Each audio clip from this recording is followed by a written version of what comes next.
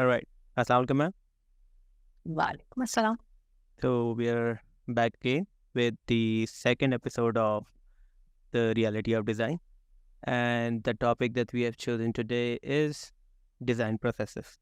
So what goes around in that topic, the questions that, we might have, the scenarios that I would want to ask you. And, we would try and cover as much as we can in the little amount of time that we have. So Yeah. we should get Yeah. started. Let's get started. We'll try to keep it very crisp today and not too long. What I've done here is that I've taken not one, but a couple of design thinking or design processes.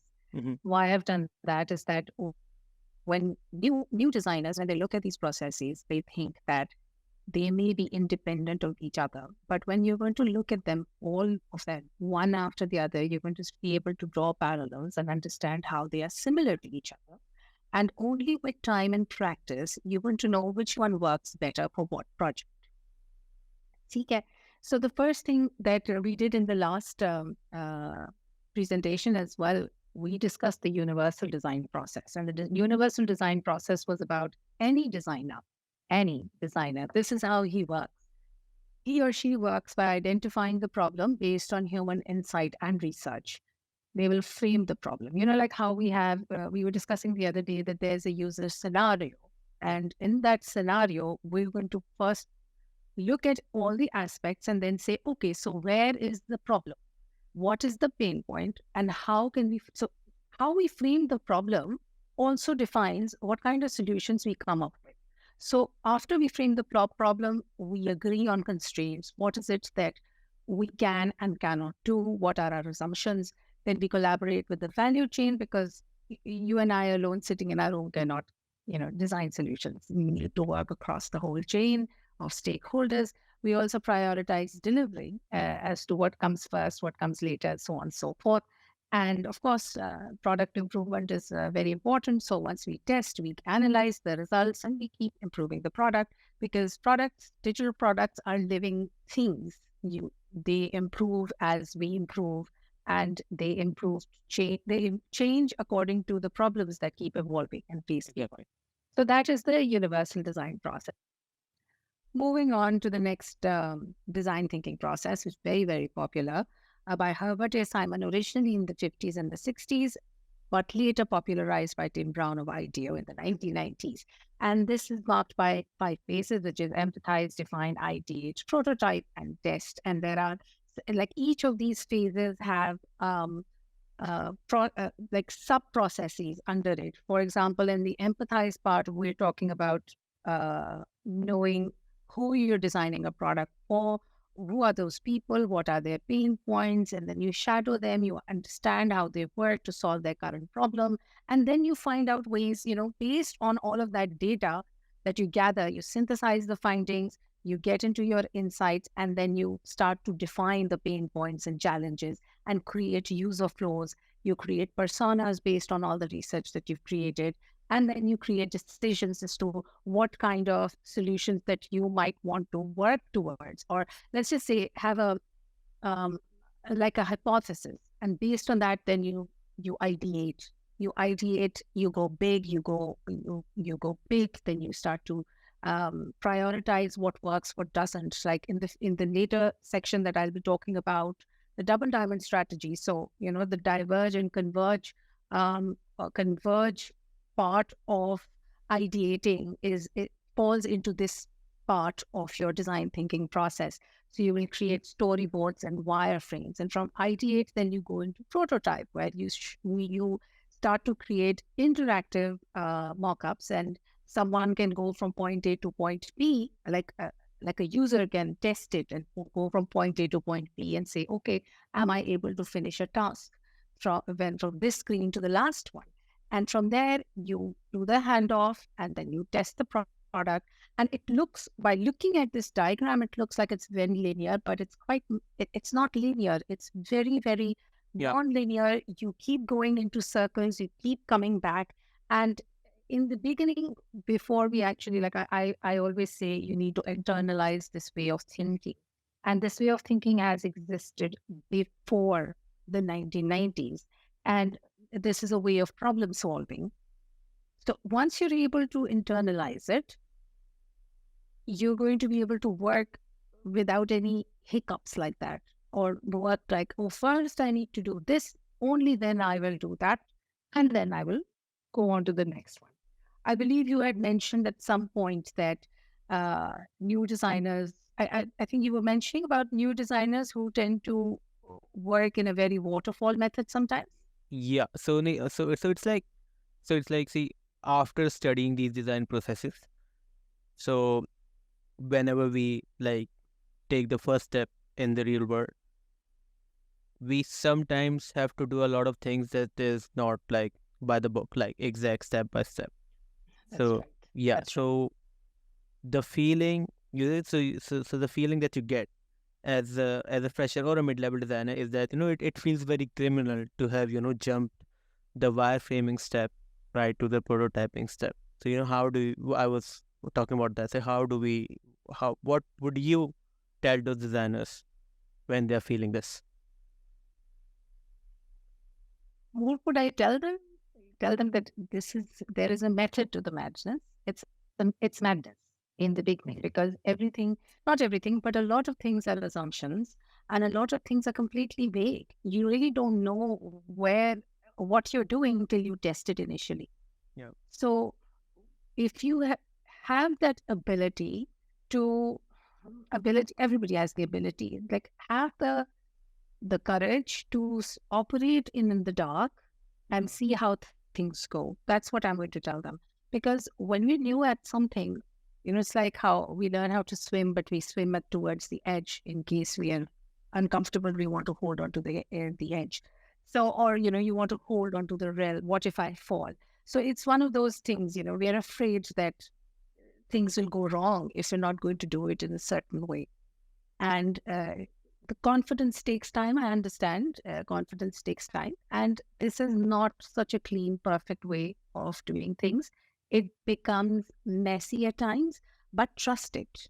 Because keep in mind, these things or these methods or diagrams that you see are reverse engineered. A lot of times, this is the way we've been working. Yeah. And the most common way of working, we create a diagram and we say, okay, this works. We can create and add and improve. And now this works really well, where we will be able to get different people and stakeholders of different skill sets and backgrounds, and they'll be able to work like this. So keep in mind that these methods are not, that if you're not going to use it exactly in this way, you won't be able to create a solution. You will be able to create a solution. It's a lot of times we're using these methods to bring everybody on board and everybody to see the same thing. But at the same time, once you have to tell the story, all the messy work is done, and now you've got a beautiful product in front of you, and then somebody asks you, "Can you tell me how did you go about it?" And it's hard to talk about it because the empathize and define was happening at the same time. Yeah. Exactly. How do I separate those things? Or sometimes we skip and then we go backwards, and then we skip and then we change. We find some new data. We need to pivot. We go back. So it happens, but don't be afraid to operate in the dark, because it is about being creative. Being creative is about operating in the dark. But there's nothing, and then you create something. So you go find your way as you go along. And that's why the empathize phase is such an important phase. And if it's a completely new product, this phase takes a longer time, because we need to gather as much data as possible to understand the problem space. However, if it's something that you just have to improve upon, for example, you go into the test phase or prototype and test, and then you come back into empathize, then it's not going to take that long. So new people, it's okay. All right, relax. Yeah. There's no perfect way. There's no perfect way. And now after this, that I will go into the next section where I was talking about diverging and converging. So that's another method that we use, which is the double diamond method. So let's go on to that one. Model. This is very common whenever you're searching for design process methods. This one comes up very often. Yeah. I think it is very beautifully put together, where there are these, they call it double diamond, where you think big and then funnel it down to something smaller. And this is a very visual way of doing it. There's another way of looking at it. And in writing, we say, write hot, edit cold. So write hot means, whatever comes to you, just keep on writing and then get all of it onto the paper. And then you look back again and then be cool and then edit everything down. So it's really like that, where you go all out and then you converge again. So there are four phases of double diamond. First one is discover, where we discover the problem area. Then we define the problem. Then we develop the solution, and then we deliver on it. In each of these sections, you will see there's a diverging process, and then you converge. So in the discover phase, you want to know about the problem. We want to know about the people who are facing that problem. We want to know any kind of research and interviews and mind maps and field research and journey maps, all of these things that are going to tell us about where is the problem, where and what is the context in which people are having that problem. Then we start to converge all our findings. And as we converge, we define our problem. And converging, the other day we were talking about affinity diagrams, and you've got a lot of data. You start to create, chunks of information together where, you say you club similar things together, things together. That's affinity diagrams. You come into the define phase. There's a root cause analysis. There are 5 whys. 5 whys is also a very, very, very good technique that is used. It's a creative technique where you ask why 5 times to get to the root cause of what is the motivation for somebody to use a certain, product and user stories. These are all in the definition phase. Then you just go into the diverging phase again, where you develop a minimum viable product. You rapidly prototype. You can sketch them up. You can create those even paper sketches, and you can put them in the Marvel app and have somebody test it for you. And there's consumer journey mapping. All of these things are in the develop phase. And then once you have finished that, you go into the delivery phase. And delivery phase, again, once the product is out there, there are going to be surveys and thinking and shadowing and seeing how people are using that product. So this is a double diamond model. It is very commonly used when we are thinking about creating solutions. A lot of times it's more theoretical, because on a daily basis, you don't take these out at work and we say, okay, let's just do this this is how we're going to do it.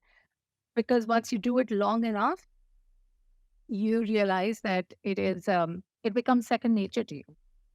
You will do all of the stuff in discover process without actually saying it's discovery. You will do all the define stuff without really saying it's in definition. So, it's once you do it long enough, you understand, or even 2 projects, if you do it, you start to really work in that flow. Exactly. Let's go to the next one. I want it to be quick. If anybody wants to go into the details of it, they can do a lot of reading on their own, but it's good to just have all of them together in one go. Yeah, exactly. Because there's a lot of reading material available on each process. There's a lot of reading material, but it's good to see all of them. These are just a few of the many. But they are the more common out of the lot for user experience design. So here for the user-centered design, there are again 3 phases that you see over here in this triangle, where there's discovery, there's concepting, and there's prototyping and user testing. I hope you can see the similarity between the previous double diamond and this one, where there is the discovery phase, and then there is a concepting phase, and there's a prototyping phase. So, for example, in the top that you see is the discovery, where you look at user scenarios and content surveys and competitor analysis. This is all part of the divergent thinking, where you're discovering this phase and the problem area that you're operating in. An audience definition, who are you creating that solution for? You go next into the concepting phase. And in the concepting phase, there are process flows, site maps, wireframes, designs. This is all in the concepting phase. And then you create prototypes and flows, and then you test it. And you have a couple of people who test it for you to tell you, look, for example, if you have 5 of them, you can get most of your issues sorted in the first 5 people who test it for you. Yeah. Most, I say, not all, most. Exactly. And then you review and you approve when you go on into the delivery process of the product. So one way I can show you an example of one. This was about finding an expert, and any expert. For example, if you want to look for a teacher in a specific field, right? And you're looking at the discovery phase. So, you identify the situations where this product is going to be. So if you're creating a digital product where a person needs to find a teacher for a specific subject, who is the expert. So first you identify situations where this product is going to be used and what are the motivations of the user. And then you use this info to help identify the most common platform to product launch and define the user flow. So this part of discovery is going to be very important because that's going to define whatever you do in the next phases. Yeah. And, you test assumptions like, who is looking for a teacher? Is it individuals or small businesses or maybe schools or colleges looking for teachers like that? Or, you want to know the competition. How else are people reaching out to experts like such? So all of that done, you go into the next phase where you specify steps a user will take for choosing that particular expert or teacher that we're talking about. Like, what is he going to do in a regular situation when he's offline, and then take it on forward that when he's online, what are the steps that he would maybe taking? And with those steps, you start to create those process flows. A lot of times we emulate real life steps into the digital world as well. And this kind of discovery helps the concepting phase as well, where you can define steps that a user will take for choosing, say one expert over another. Same goes for in the concepting phase. There's wireframes and design. So you want to do quick drawings to visualize the user flow and, design screens and maybe incorporate triggers for users that they may, use it in a certain way and so on and so forth. You go into the prototype and user testing, which is the third phase where, you create a prototype, you test the prototype with some actual users to understand, friction points, or to understand how a certain feature is effective, easy to find, easy to use, and then select which features you'd like to keep, whether you want to fine tune the triggers and you want to smooth out the friction, and of course, finalize what goes into the development phase. So this is this very like a quick synopsis of what user-centered design looks like in a digital space. Now I'm going to talk about another method called 5 Ws and 1 H, which is not necessarily known as a design method. It is popularly known in project management, and it's used to understand the project space, the problem, etc. And let's talk about the 5 Ws and 1 H and what it stands for. So 5 Ws would be the what, where, when, why, and the who of the problem. So what is the problem? Where is the problem? So this is going to be about geography or the context in which that particular person or faces a problem.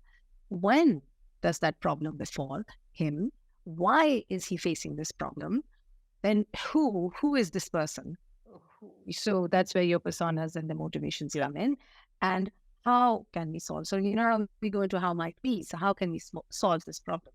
So these are the 5 Ws, 1 H. And I would really like to mention that it is also called the Kipling method from Rudyard Kipling, who wrote about this story about the elephant's child, and he uses the 5 Ws to help the elephant child understand the environment that he wants to discover.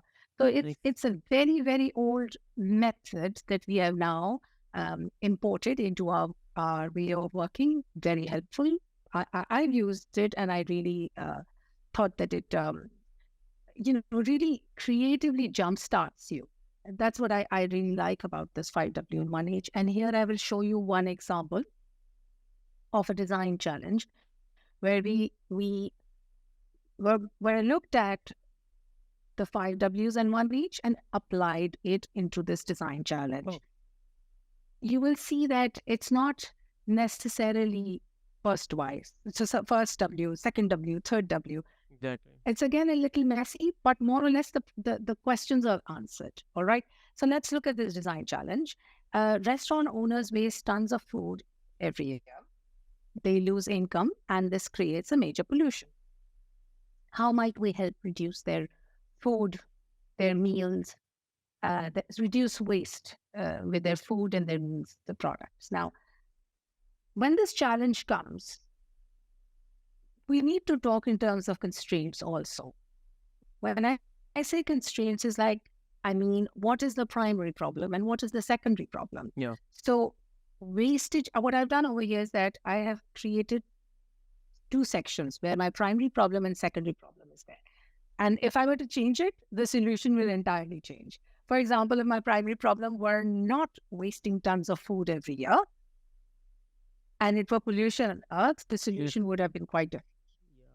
Right? So whenever you're looking at a design challenge, you have to have you decide. Now, if you're working with someone, then you collaborate and decide equally amongst yourselves what you want to have as a primary problem and as a secondary problem.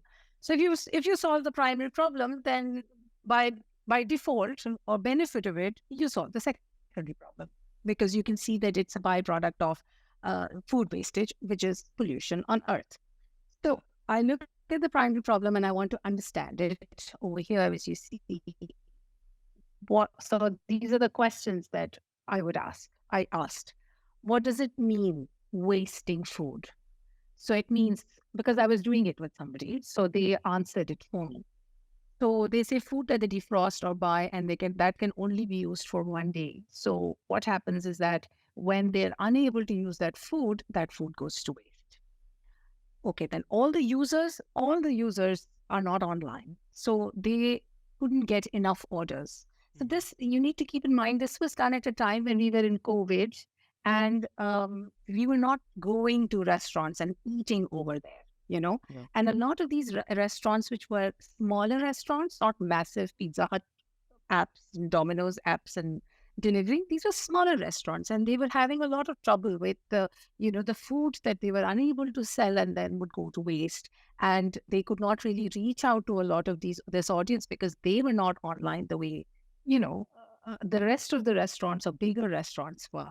And then because the size of these businesses, again, when I was talking about you have to choose what you're working with. So the question is, what is the size of the business? Is it like a big store or is it a small restaurant? So the answer was that it's a small business, like a mom and pop restaurant. So it's not going to be one of those massive restaurants or massive chains. It's smaller restaurants. And then I asked, what's their cutoff time? So the restaurants don't necessarily have a cutoff time, they said, but they said that if they prepare meals or prepare food at a certain time, then after a couple of hours, they cannot serve that food anymore by standards. And then, so what is the time frame for this restaurant or these restaurants in this category? Breakfast, lunch, and dinner. When they dispose of food, what do they want in return? Like, if they're losing the food, what is it that they would not get out of it? Like, what I meant to say is that by solving this problem, what are they looking for? Exactly. So the answer was they want to break even. They don't necessarily want to make profits, but they don't want to make a loss as well. Yeah. So this was understanding the problem. And that also tells me about the motivation. Like, what is it that they can deal with? What is it that they want out of this solution? And then I go on to the constraints, like who can legally consume this food?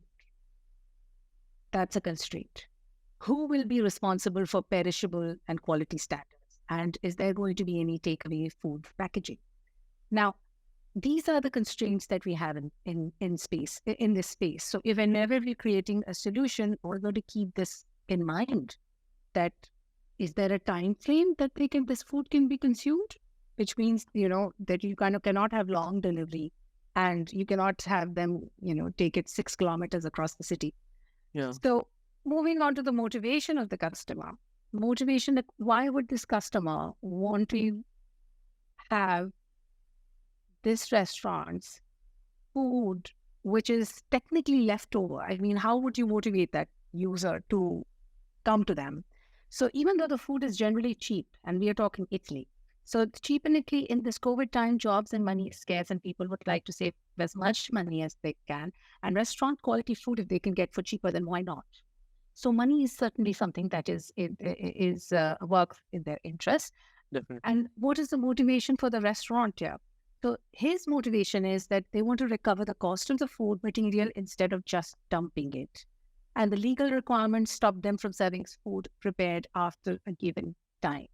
And they could also tap within the community in their neighborhood who knows them and trusts them. So we're talking about, mom and pop uh, um, restaurants. Like you would know certain restaurants in your neighborhood, and you can go to them and get food. They will be singles, they will be after work, they don't want to, they're working from home, they want the food, and if they can get it for cheaper, a lot, why not?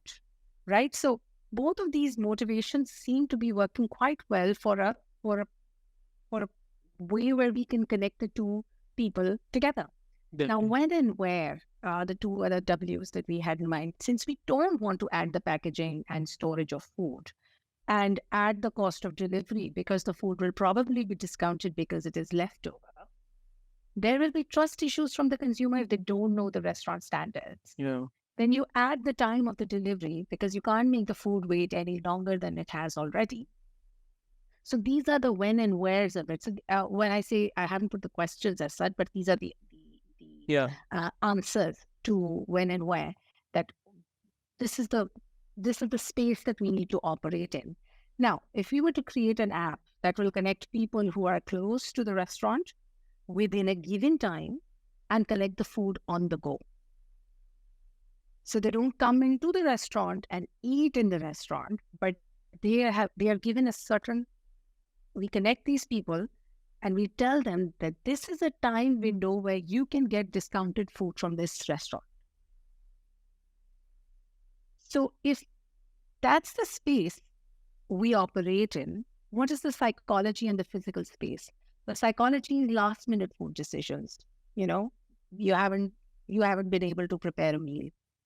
It's lunchtime during work, and we're all working from home at that time. So you haven't prepared the meal, but you can quickly go at a certain space and collect that meal and come back home.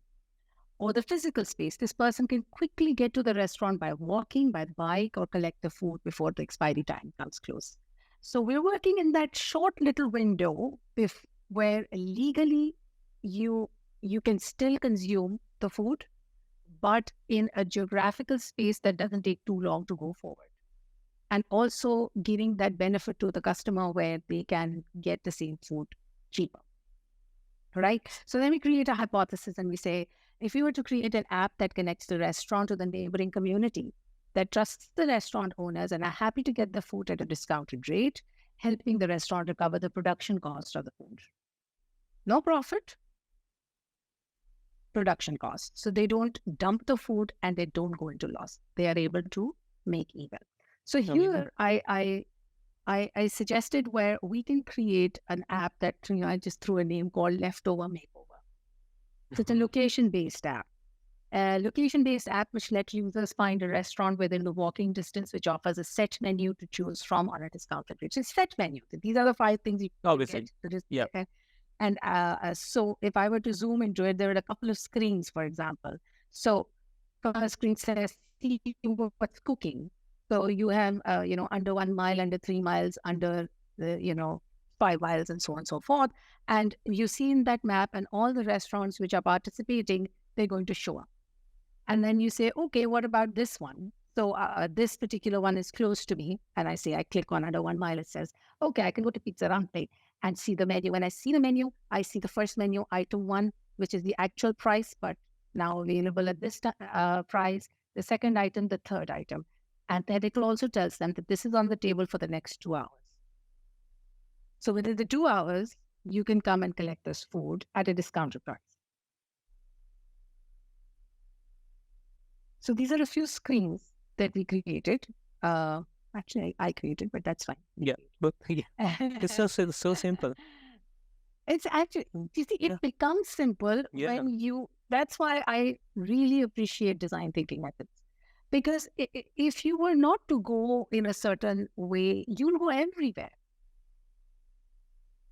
And that's why constraints are important. That's why when you ask this, when is it happening? Who is it happening for? What is the problem?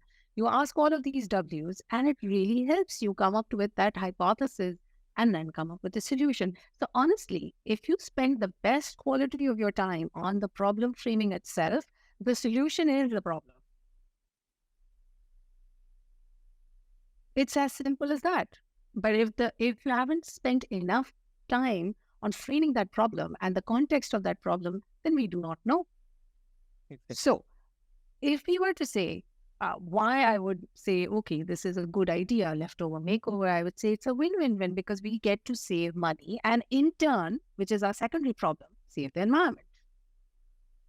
The restaurant recovers the cost. The customer gets discounted hot meal. The app gets like a percentage of the transaction, and environment, less food waste. And then metrics, how will you measure if this is good? Metrics are very important because how would you then go back and iterate and improve?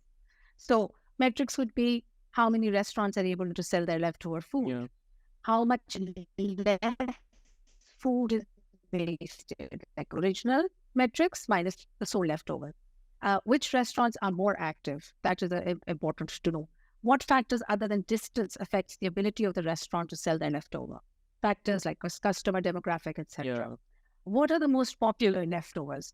These are just some of the suggested metrics that we can look at when we want to improve the app and take it further. So this is one way of applying the 5 W's and 1 H to solve a design problem. It doesn't take very long, but it helps so much with the focus. And I will go on to the next section where I want to talk about the importance of using these methods.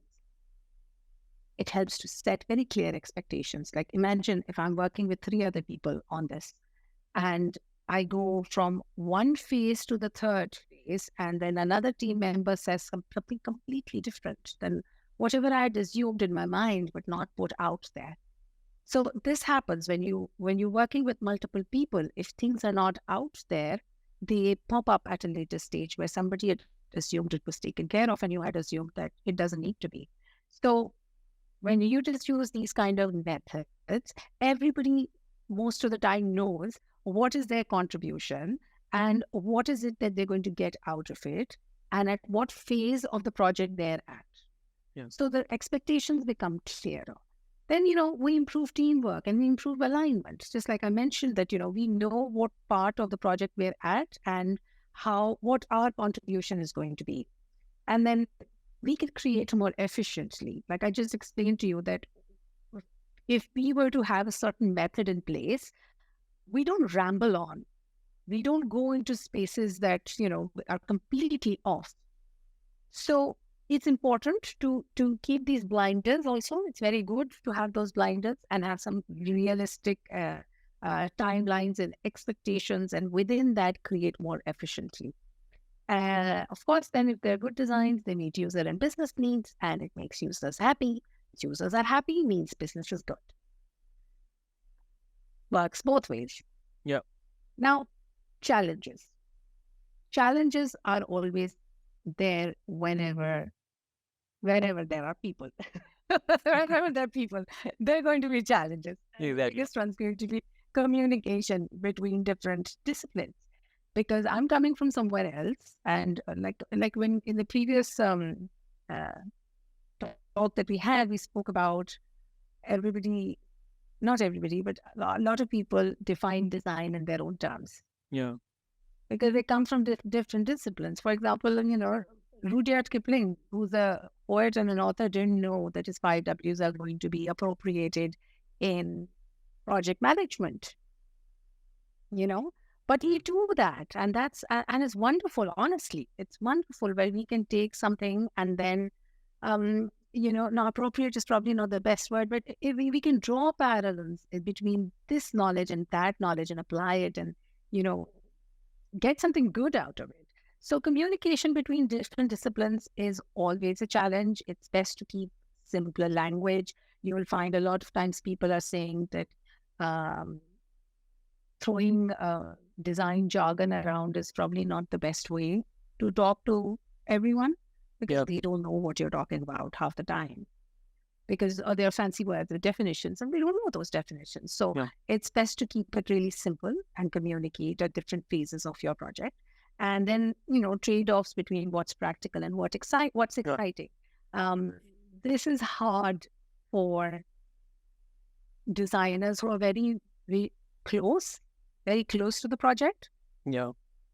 And it's hard for all of us. I wouldn't say, oh no, it's not hard for me. Or there sometimes we get so close to the project that we do not see the big picture.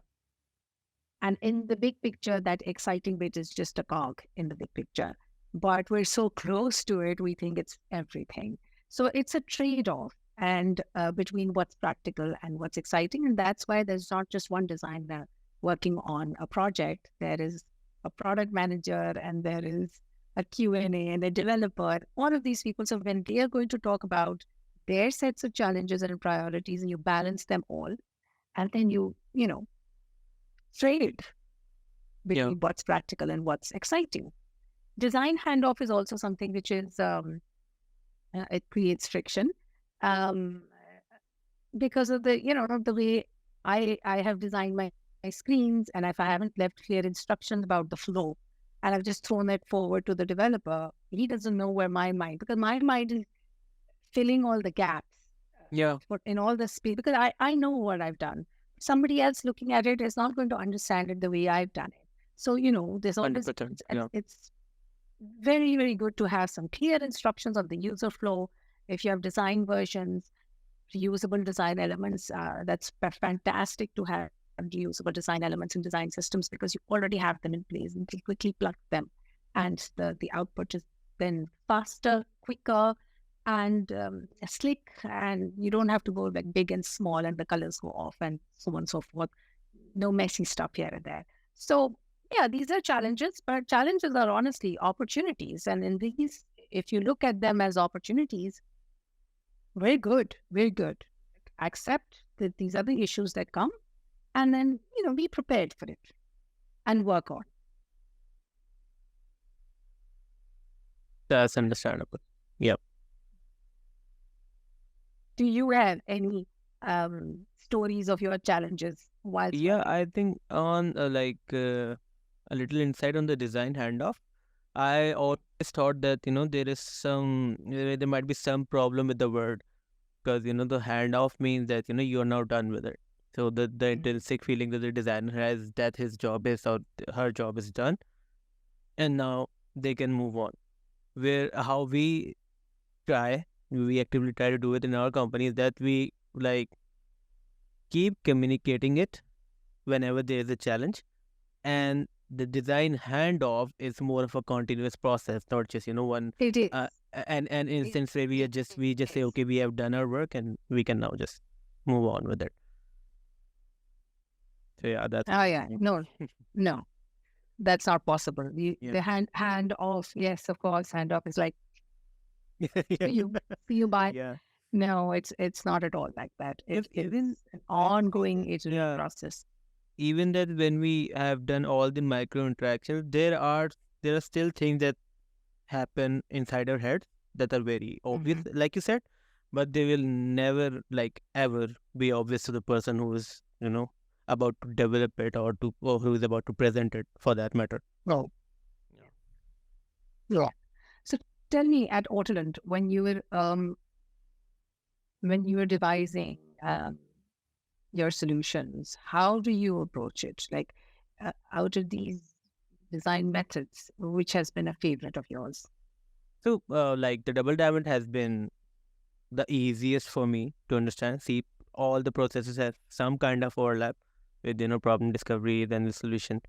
But double diamonds for me has always been very easy to understand. So when there is one anecdote where when we were in the discovery phase in the initial days of Autoland, we were interviewing a lot of fleet managers to find how the average day in their life looks like, and where many of them are facing similar problems, so we can drive the problems like that. So we wanted to not just be another solution or another fleet management solution. We really wanted to be the solution that actually solves fleet management problems. So one thing that most of them said was, which we did not see in any other solution, like not actively see it, was that Yeah.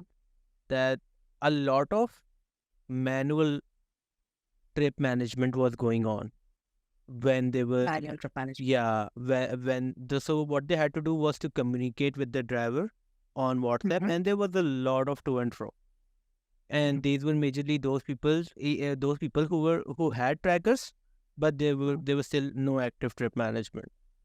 So the one thing that we came up with that actually helped them a lot was, to manage trips for them. So No. so it's even they a trip starts from point A to point B. There are multiple stops where they might stop to unload stuff or load stuff. Right. So that trip contained the data, like end-to-end data, and it also contained the data for each session. So like it in this session, it went from here to here, like A1 to B1, and Mhm. unloaded, and then so on. So this is something that actually helped them a lot, and there's something that we converge towards while talking to them. Yeah. Yeah, Yeah. Yeah. But like I said, when you're working, you don't take a printout of this method and put it on the wall and say, okay, we're going to exactly, work like this. exactly, and I think a lot of confusion is with this statement that it's not linear, because it just, the infographic is like that. So in your head, you think, okay, I just have to do this first, and then this, and then this. And if I am not doing it like this, then I'm doing something wrong. But it just Yeah. doesn't happen that way Yeah. until you Yeah. actually converge. You were Right. absolutely right about a lot of it being very messy from. Yeah. Yeah. Yeah. Yeah. Yeah. Yeah. Totally. Totally. Because, between discover and define, you might say, okay, I've discovered everything and I have all the details and the data, and I have now defined the problem. And I'm also now working on, possible idea generation. Yeah, And what if things have changed in on ground? Are you going to not take that into account? exactly. You will take that into account. Then you will For go sure. back onto your drawing board. You will go back into your discovery phase, and then you will say, okay, I need to pivot on this product because my market fit is not working out. There's more data that has come up, or things have changed, or market has changed, or you know whatever I thought was the or not I thought whatever we thought was a major need is no longer a need anymore. Yeah. So it is messy.